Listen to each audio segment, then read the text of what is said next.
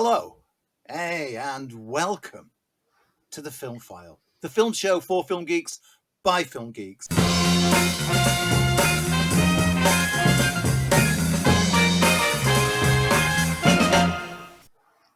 And I can't say we're back. Hello, welcome to the show. If it's your first time joining us, where have you been? Some exciting news this week for us, Andy, because I gather we're going to cut a lot of this bit, aren't we? We're just going to come straight in with the news, I'm assuming. So, how are you doing? It's been a week, hasn't it? Yep. Do you want to introduce ourselves first?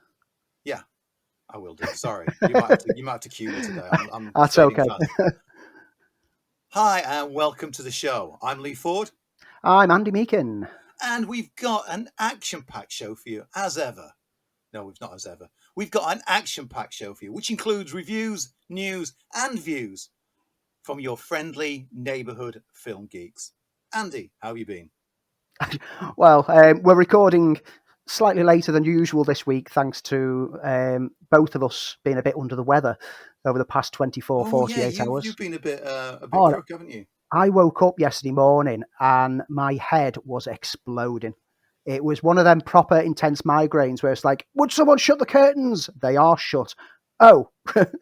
And I can only put it down to my own actions, because the day before I did the double bill of Man of Steel and Batman vs. Superman Ultimate Edition to get ready for the Justice League this week.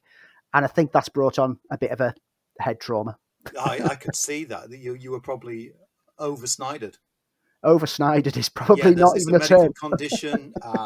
It can happen. Some people, that means they've got to join some sort of religious cult. For others, it's just a banging headache. For others, they just let it, just like a wave, crash over them. But it seems you've got kind of the over-Snyder middle ground on that one. At least you've not gone full Snyder yet, I say. We do this for you lot.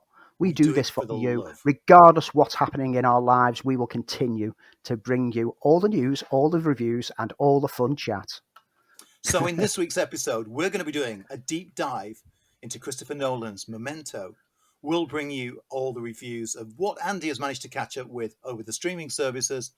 But before anything else, in a segment we like to call the news, Andy has been all over the internet, the dark recesses out there, to find you all the latest gossip, information. In this segment, there is the news. I'm just I'm doing the tune in my head. Yeah. So, what have you got for us, Andy? Well, let's just start the ball rolling and just get the rant out the way first, because this is the week, isn't it? This is the week. This is the week when we get a chance to see Zack Snyder's version of Justice League. It drops in the UK tomorrow morning. I'm actually ready to watch it. Like I said, when does it drop, Andy? It drops tomorrow morning on Sky and Now TV. Right. I'll probably get to see it on Now. Who have now rebranded themselves just to Now. They've dropped the TV bit. Oh, okay. I spotted that on the new app.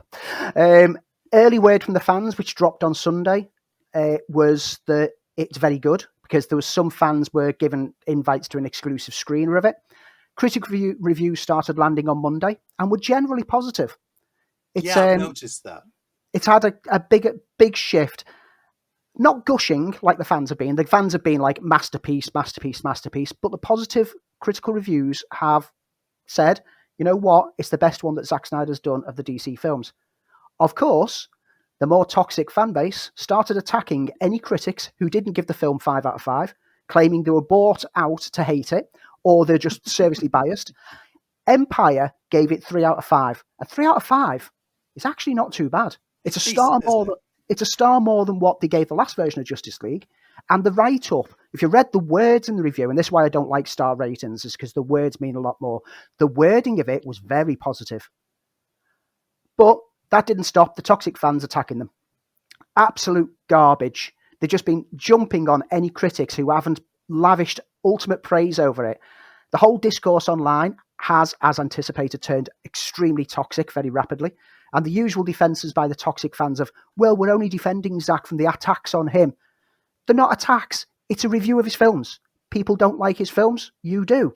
It's different opinions. The same way that some people like pineapple on pizza, like me. Some people don't like it. It's a different taste, a different opinion. No one's attacking Zach. You don't need to defend him.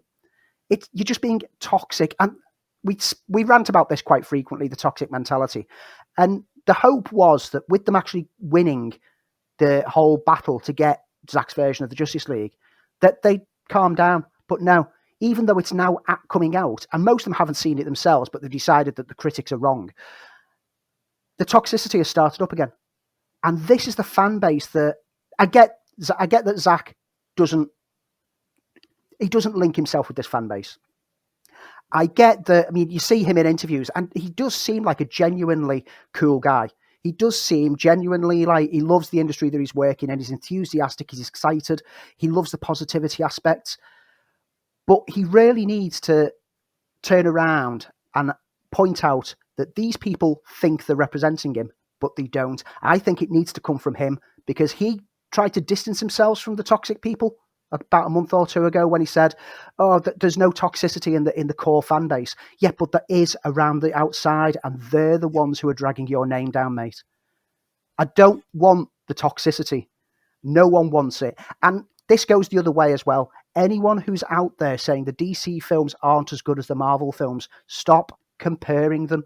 You're just creating the toxic environment by creating this artificial rivalry between Marvel and DC. It would be like reviewing a Harry Potter film by saying how much the Lord of the Rings films did this thing better. Completely different franchises. Compare DC movies with DC TV properties and DC comics if you must, because they're representations of the same characters. Stop stoking fan wars between franchises. Rant over. And you can read more about Andy's rant. Hashtag Andy Rant. Real life black urban horsemanship community that's provided a safe haven for the neighborhood residents for more than 100 years. So that sounds interesting. Did that make any sense? Yes, it did. I'm just laughing my head off at the fact your little word flub of horse and shit. Have you ever worked in the stable? Yep. I'll give you the last line on the next one. So. Okay. If you're a fan of the show, and you can listen to the show in this podcast anywhere you like, listen to it on your exercise bike, for instance. And remember to hit the subscribe button, because every time you subscribe, you hit that button, an angel gets its wings. You can contact us on Twitter at FilmFile UK. You can find us on Instagram. FilmFile UK. And you can email us. Podcast at filmfile.uk. This was Christopher Nolan's second film, but his first feature film. It's a 2000 neo-noir psychological thriller. It starred Guy Pearce and Carrie-Anne Moss, and it's the story of a man with a short-term memory loss who attempts to track down his wife's murderer. I haven't seen this one in some time, and if I have, I might have forgotten. But I remember being incredibly intrigued by it. And it was one of those films that when people said they didn't get it, I don't understand why they didn't get it, because ultimately it's not confusing at all. It does, even though it works in Nolan's non-linear style, non-time linear style, what it does do is tell a complete story, except in reverse. In fact, so much so when the DVD came out, it gave you an opportunity, which to me seems absolutely worthless, of watching the film in the right running order, so to speak. Andy, you've seen this film recently. Yes. Does Memento still hold up? Oh, very much so. Rewatching this over the past week, and this is the first time I've watched it probably since I first got it on DVD, almost 20 years ago. I was once again gripped, and even though I knew where it was going to be going, I was still gripped with seeing how it was going there. And it's the journey in this film that makes it worthwhile, and it's the manner in which Nolan told that journey. The cinematic technique to mask what is otherwise a very simple story. I've actually played it in the sequence, in the actual timeline sequence aspect, and it's not that interesting a story when you see it that way, because it's all signposted completely. The joy of this is that it's little 5 or 10 minute chunks before it jumps backwards and does the 5 or 10 minutes leading up to the chunk that you've just seen, so that you get the reveals in reverse, and you start to mistrust what your ideas are as to what the truth of the story is. Guy Pearce plays the lead in this, a lead that was originally tagged for Brad Pitt to star, but scheduling conflicts prevented it. The lack of celebrity for Pearce apparently was one of the positives when it came to the casting and distribution, because the film was to be sold on its own merits. It was not going to be sold on the back of a big name. And the support cast, Carrie-Anne Moss, absolutely fantastic. She'd already worked with Joe Pantoliano on The Matrix, which is how Joe got brought on board to play Leonard's only friend, or is he? It's all over the place. My mind's as all over the place as what this film is just trying to decipher it, because it is one of them that there's so many twists and turns that you don't want to talk too much without spoiling it, but you're not even sure if what you're saying is actually spoiling it, because you might have just misinterpreted one of the clues and maybe the truth isn't what you've deciphered. And this was genius of Nolan. This was what Nolan could do with a really interesting story. It was his brother Jonathan Nolan who had come up with this story as a short story, which then got adapted to film. And yeah, I mean, for the first major cinematic release, this was a proper out the gates moment, and you can see the basis of Nolan's fascination with structuring of stories going forwards. That's exactly what I was going to say. So it's such a confident first film. I know he'd had a sort of extended short with a film called Following, but this film did sort of set the style for Nolan's later work. Probably there's only Insomnia, which doesn't fit into the atypical Nolan style of movie. It's confidently directed. It looks great. It's very clever with its structuring of the two timelines. Color sequence are alternated with black and white sequences and put together in a chronological order. The color ones show forward, except for the first one, which is shown in reverse, are ordered in reverse. So chronologically, the black and white sequence come first, the color sequence comes next. It does sound confusing, but as you say, it's quite a simple plot.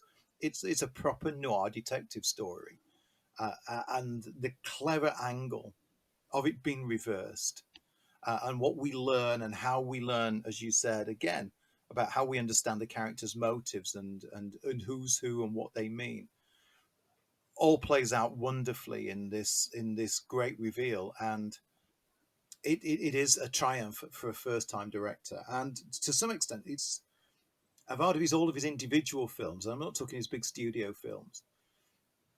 I think it's one of his best, still one of his Yes. best. It works so well. It's not a stretch of the imagination to see how he's taken film by storm, that he's still an absolutely unique voice that he makes the movies that he wants to make, and makes them in a way that he wants to make them. And you know, even when they don't quite land, like Tenet, for instance, he's always going to be somebody worth watching, and he's always going to do something a little bit out of the box. Now, if that fails, I'd rather he fail upwards and do something that was something absolutely unique like this, or Tenet for that matter, than to just keep going down the same lines. I'm always intrigued as to where he's going to go next. I'd forgotten the touches of humour in this film. Rewatching it, and I found myself chuckling at a few nice light touches of humour, such as a scene shifts and he starts off running and asks himself, "What am I doing? Oh, I'm chasing that guy." And then the guy turns around with a gun and goes, "No, he's chasing me," and he turns and runs the other way. And it's those little deftness of approach that make it more than just like you're getting like your head all wound up by the different time frames. You're just caught up in the character, and this is one of the things that Nolan, in more recent films, has kind of forgotten the human emotion side. Tenet is so emotionless; it hasn't got a human heart to it, or if it thinks it has, it's all buried underneath like the visuals and the sound. This is Nolan really making you care about a character, and it's a character that you're learning about that character as he's learning about himself at the same time. It's marvelous storytelling. You said about the black and white footage and the color footage, and then there's the transition when they catch up with each other, and the black and white links to the start of the color. And that transitioning is done by way of him taking a photo, and as he's shaking the Polaroid picture, that starts to turn color, and then it comes back out and the film's color. That is a marvelous transition shot.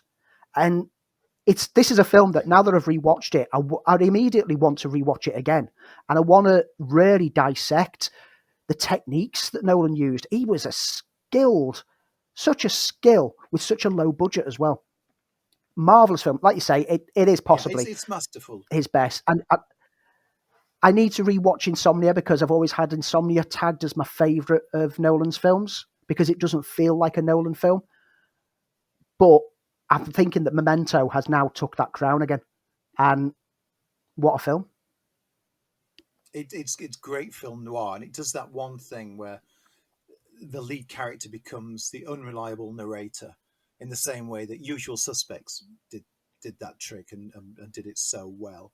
And it leads you down the garden path right from the moment where you see the first photo with Teddy, and it says "Don't believe his lies," and that image really stays with you throughout the film. And the conclusion, even though it's the beginning, changes our viewpoint on that character. And our own memory, and our own memento of what we've just been watching, and that's why it's such a clever movie.